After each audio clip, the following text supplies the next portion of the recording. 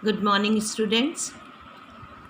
We have started economics.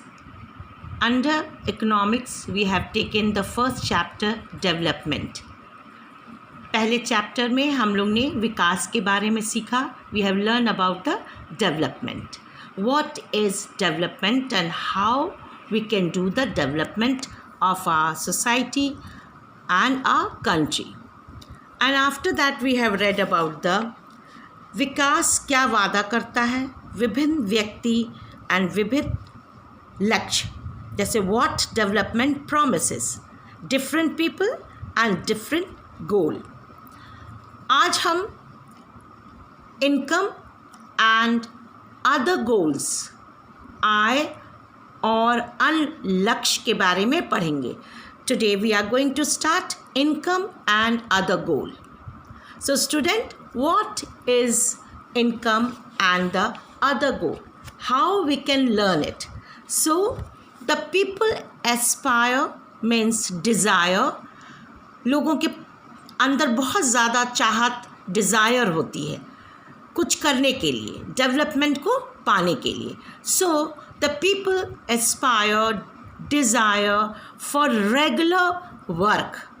उनको हमेशा काम चाहिए, वो काम करते रहना चाहते हैं. Better wages and the better price for their crops और other products that they produce. वो अच्छा वेजेस, अच्छा वेतन, बेटर वेजेस उनको चाहिए और बेटर प्राइस चाहिए अपने चीज़ों की. जो भी वो किसान जो है, जो भी क्रॉप्स वो खेतों में उगाते हैं, जब वो सेल करते हैं, बेचते हैं, तो उनको अच्छा प्राइस, उसकी कीमत अच्छी चाहिए. और also beside more income they also seek equal status. केवल पैसा, इनकम ही नहीं, केवल आय नहीं, उसके साथ उनको बहुत सी और भी चीज़ों की ज़रूरत होती है. जैसे कि उनको इक्वल स्टेटस चाहिए, समाज में बराबरी का व्यवहार, और साथ में equal treatment and the equal opportunity,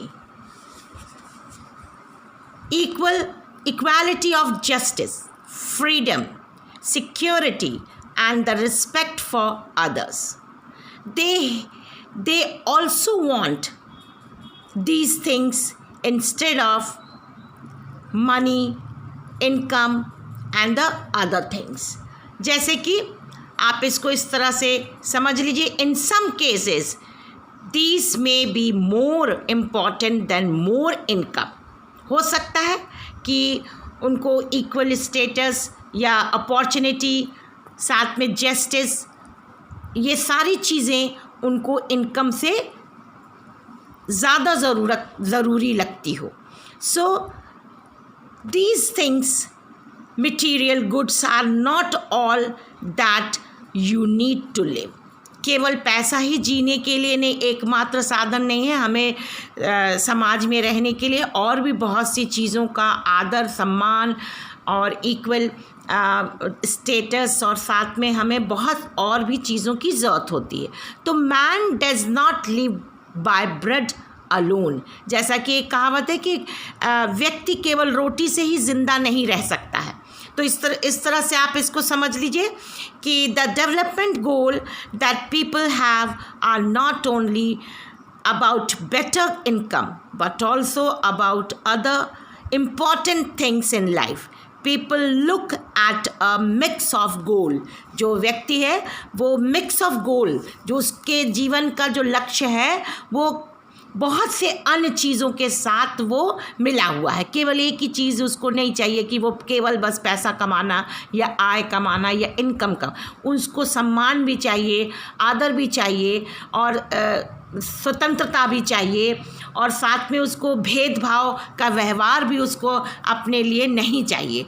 तो इसको इस तरह से आप समझ लें, लोग चाहते हैं कि उन्हें नियमित काम मिले, बेहतर मजदूरी मिले, उनकी उपज के लिए उचित दाम मिले. ज़्यादा आय चाहने के अतिरिक्त लोग क्या चाहते हैं? बराबरी का व्यवहार, कि उनको समाज में अमीर गरीब सब एक बराबर से रहे, सबकी अपनी एक रिस्पेक्ट है, स्वतंत्रता चाहते हैं। दैट इज़ द, आप आगे देख लें कि उसके अतिरिक्त क्या चाहते हैं, सुरक्षा, सिक्योरिटी, एंड दूसरों से आदर, जैसे कि वो रिस्पेक्ट चाहते हैं, मिलने की इच्छा रखते हैं, रिस्पेक्ट फ्रॉम अदर्स। वे भेदभाव को पसंद नहीं करते हैं, they don't want the differences. वे सभी महत्वपूर्ण लक्ष्य हैं। तो अभी हम लोग ने क्या पढ़ा, इनकम एंड अदर गोल, आय और अन्य लक्ष्य। तो आय के साथ साथ, इनकम के साथ we are having other criteria, other goal also. जीवन में हमारे सिर्फ इनकम ही नहीं, केवल आय ही नहीं होनी चाहिए, बल्कि हमको और भी बहुत से मिक्स लक्ष्य के बारे में, मिक्स जो है वो गोल के बारे में भी सोचना है। क्योंकि जीने के लिए केवल भौतिक वस्तुएं ही प्राप्त नहीं होती, बल्कि अभौतिक वस्तुएं भी हमारे जीवन में बहुत ही महत्वपूर्ण है। तो इसलिए जो जीवन है वो अभौतिक पे भी निर्भर है और भौतिक पे भी। तो इस तरह से अभी हमने सीखा इनकम और अदर गोल, लक्ष्य और आय और अन्य लक्ष्य। इसके बारे में हमने सीखा कि क्या हमने जाना कि केवल आय ही ज़रूरी नहीं है, only income is not important in our life, but other goals, the mix of goal is also very important, as we all are knowing that man does not live by bread alone. केवल व्यक्ति रोटी से ही ज़िंदा नहीं रह सकता है, उसको और भी जीवन में आगे बढ़ने के लिए आवश्यकताएं उसकी हैं, और बहुत सी और भी चीज़ों की उसके जीवन में आवश्यकता और ज़रूरतें हैं जिसको उसको पूरा करना है। Now next topic we are going to study how to compare the development in different states. विभिन्न देशों या राज्यों के विकास की तुलना कैसे करें? How to compare the development of different states. So in that हम सबसे पहले क्या देखेंगे, इसमें इनकम एंड अदर क्राइटेरिया। उसमें हम इसको कैसे सीखेंगे? Though income is considered to be one of the most important attributes of comparing developmental status of different states, yet are find that people do not think the better income only, but also have goals such as health, education, safe drinking water, sanitation, equal treatment, freedom, security, respect for others, etc. in mind. They are of the view that money cannot buy all the goods, services, and facilities that they may need to live well. Collective effort are needed to provide public facilities to the people. तो आप इसको इस तरह से समझ लीजिए कि जो लोग हैं वो बेहतर आय मतलब इनकम के बारे में ही नहीं सोचते हैं, बल्कि वे अपनी सुरक्षा, दूसरों से आदर और समानता का व्यवहार और आज़ादी पाना जैसे लक्ष्यों के बारे में भी सोचते हैं। वो मिक्स गोल के बारे में सोचते हैं। केवल आय को ही विकास का मापदंड नहीं माना जा सकता, क्योंकि धन से सभी चीज़ें या सेवाएं खरीदी नहीं जा सकती जो एक बेहतर जीवन के लिए ज़रूरी हो सकता है। आप इसको समझ लीजिए कि ज़रूरी नहीं है कि केवल इनकम ही हमारे जीवन का सबसे बड़ा और it is a important factor.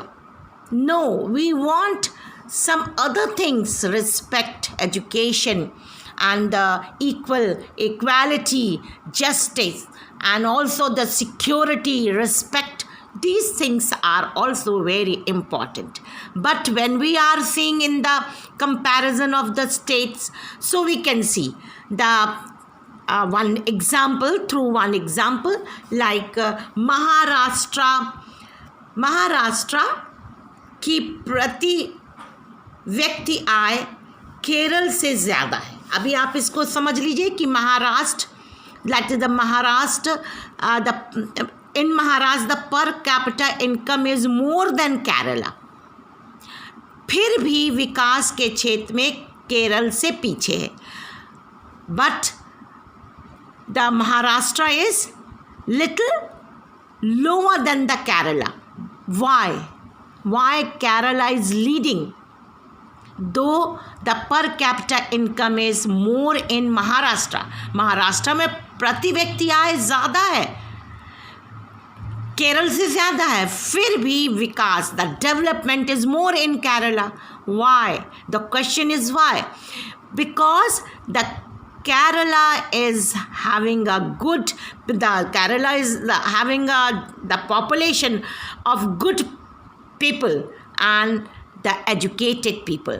तो इसलिए अभी हम इसको इस तरह से देखेंगे कि केरल के लोग अधिक स्वस्थ हैं और बहुत ही उनकी हेल्थ अच्छी है, they are having a good health and also they are educated, और वो पढ़े लिखे हैं।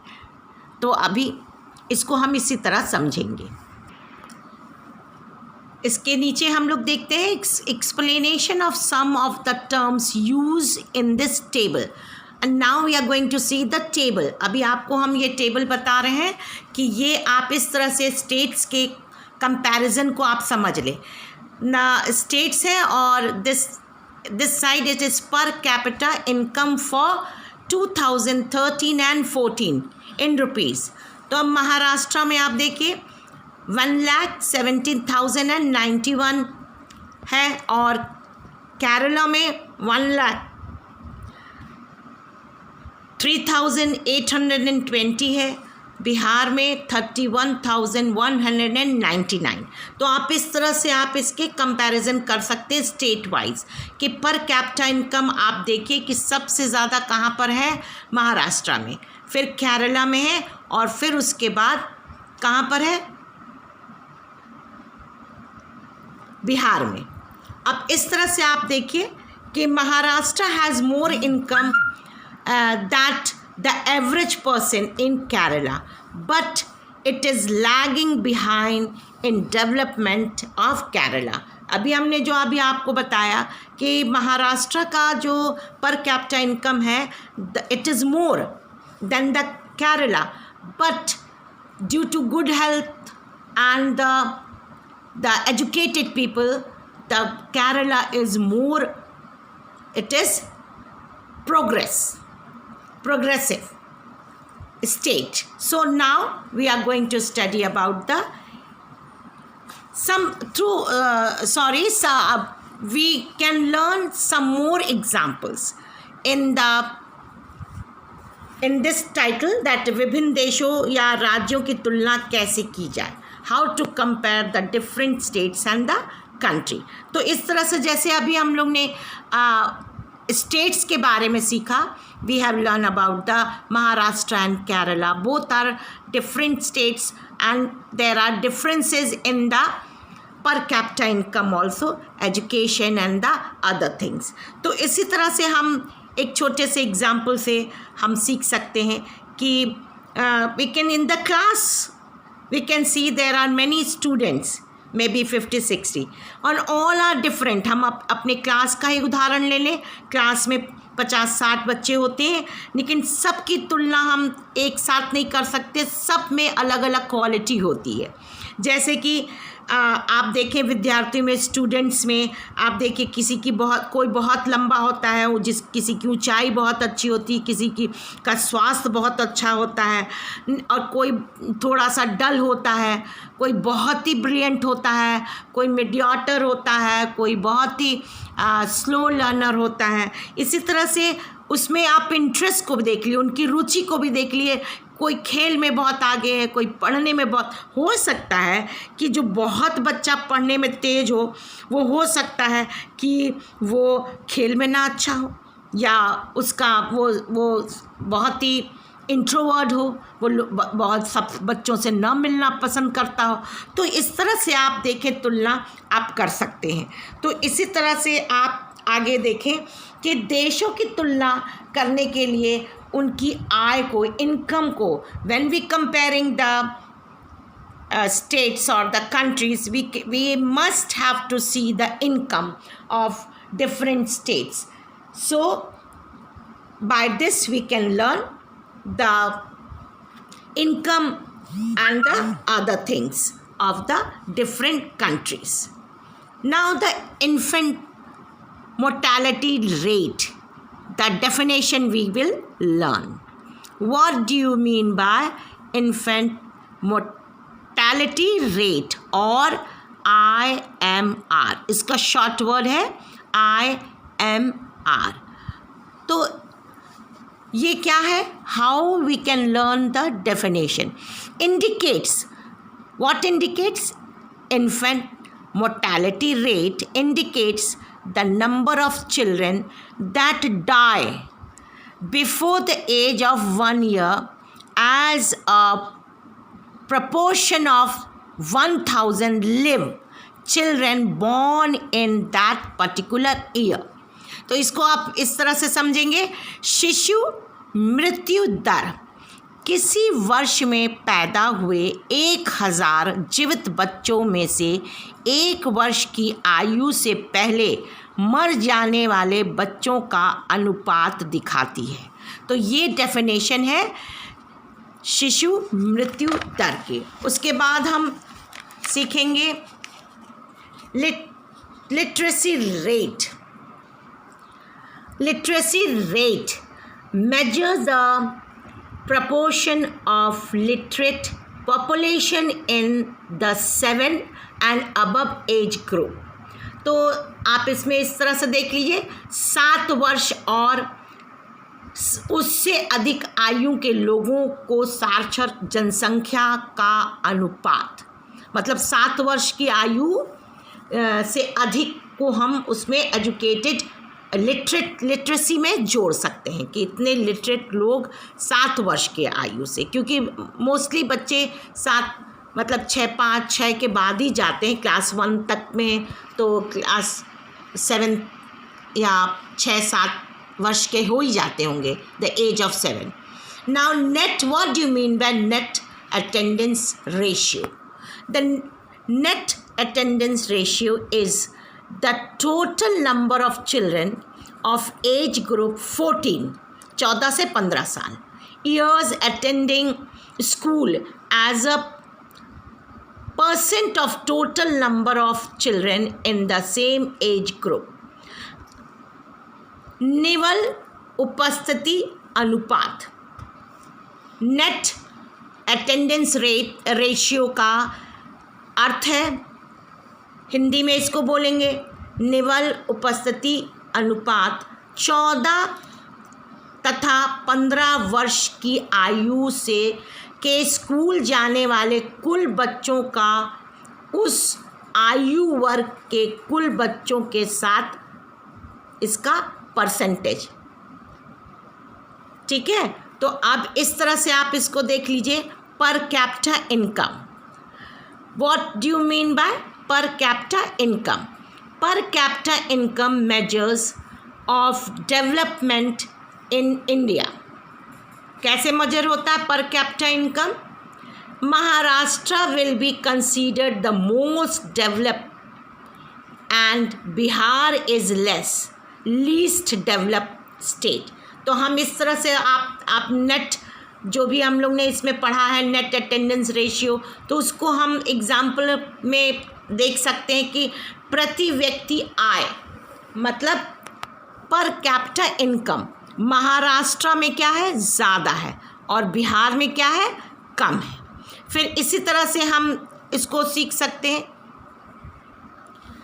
Maharashtra rank high in the social indicators. सामाजिक संकेतक में आप देख लें, but the number of the dying within 1 year of birth was 24 out of 1000. मतलब 1000 में 24 बच्चे क्या होते हैं, जो है उनका 1 year of birth was 24 out of 1000। 24 बच्चों का जन्म 1000 में होता है। And children born while it was just 12 इन केरला। आप महाराष्ट्र में देखिए और केरला में, महाराष्ट्र में ज़्यादा है और केरला में कम बच्चे, क्योंकि केरला के जनसंख्या और पॉपुलेशन कम है, एजुकेशन ज़्यादा है। फिर आप केरला का आप you can compare it Kerala in India's most progressive, बहुत ही प्रगतिशील जो है स्टेट है इन टर्म ऑफ एजुकेशन। शिक्षा में सबसे ज़्यादा आगे, लिटरेसी में सबसे ज़्यादा आगे और हेल्थ में भी, स्वास्थ्य में भी सबसे ज़्यादा आगे है, क्योंकि वहाँ के लोग लिटरेट है तो they are taking care of their health. And Kerala topped the list among the states with 94% literacy rate, जो है अपने लिस्ट में वो सबसे आगे है। केरला क्या कर रहा है, टॉप कर रहा है किसमें, स्टेट, सारे स्टेट्स में केरला की जो परसेंटेज है लिटरेसी रेट कितना है 94। वहाँ पर एजुकेशन कितना है, साक्षरता कितना है, वो 94 है। Kerala rank first in the country both in male means जितना जो व्यक्तियों की जो संख्या है 96% है एंड फीमेल महिलाओं की जो संख्या है 92% इन लिटरेसी। तो यहाँ हम सीखते हैं कि यहाँ मेल और फीमेल, तो यहाँ जो आपने देखा पुरुष और महिला दोनों एजुकेटेड हैं और यहाँ पर population is also, population growth is also very low और यहाँ पर जो शिशु मृत्यु दर भी बहुत कम है। तो आज हम अपना टॉपिक यहीं ख़त्म करते हैं बच्चों। और एक चीज़ और हम बोलेंगे कि आपके हिंदी के बुक और HM के बुक दोनों से मिलाकर हम पढ़ा रहे हैं। HM में बहुत ही अच्छे से इलैबोरेट करके दिया है, तो हिंदी मीडियम के बच्चों आपको हम कुछ एक्स्ट्रा दे रहे हैं, तो आप ये मत सोचिएगा कि वो आपकी किताब में नहीं है तो आपको नहीं पढ़ना है। ऐसा नहीं है बेटा, आप एक्स्ट्रा सीख जाओगे तो ये आपके लिए एग्ज़ाम के लिए बेटर होगा। तो हम यहीं ख़त्म करते हैं। Thank you students.